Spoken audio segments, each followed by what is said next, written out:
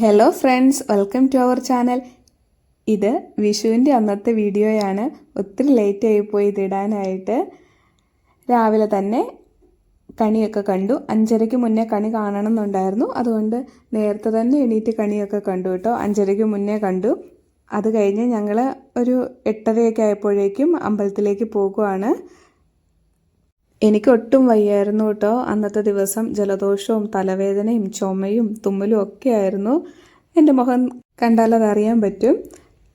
ഞങ്ങളപ്പോൾ അമ്പലത്തിലെത്തി. നല്ല തിരക്കായിരുന്നു കേട്ടോ. ഞങ്ങൾ കഴിഞ്ഞതിന് മുന്നിലത്തെ വർഷം വന്നപ്പോൾ ഒന്നും ഇത്രയും തിരക്കില്ലായിരുന്നു.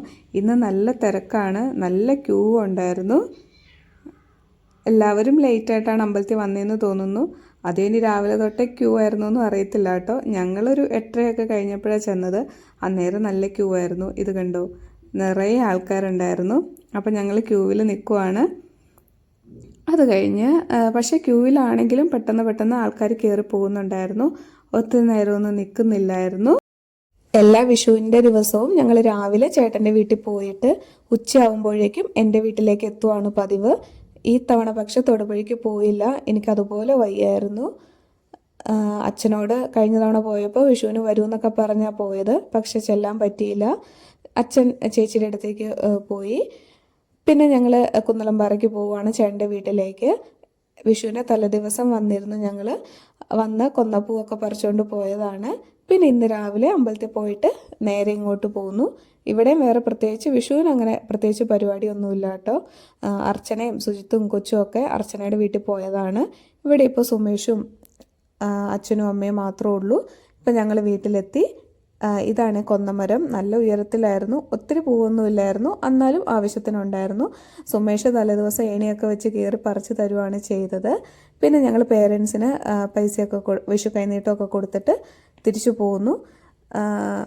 എനിക്കതുപോലെ വയ്യായിരുന്നു. പിന്നെ ചേട്ടൻ ഇന്ന് എല്ലാം ഉണ്ടാക്കിക്കോളാം എന്നൊക്കെ പറഞ്ഞ് ചേട്ടനാണ് ഫുള്ളും ഉണ്ടാക്കിയത്. ഞാൻ ചെറിയ രീതിയിൽ ഹെൽപ്പൊക്കെ ചെയ്ത് കൊടുത്തേ ഉള്ളൂ. അപ്പോൾ വന്നു കഴിഞ്ഞാട്ടോ ചോറും കറികളും എല്ലാം വെച്ചത്.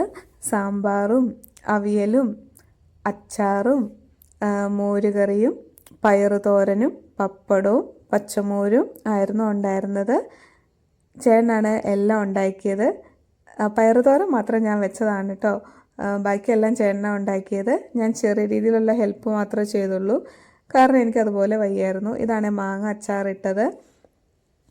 പിന്നെ ഞങ്ങൾ രണ്ടുപേരും ഇരുന്ന് സദ്യയൊക്കെ കഴിച്ചു. പായസം ഉണ്ടാക്കിയില്ല.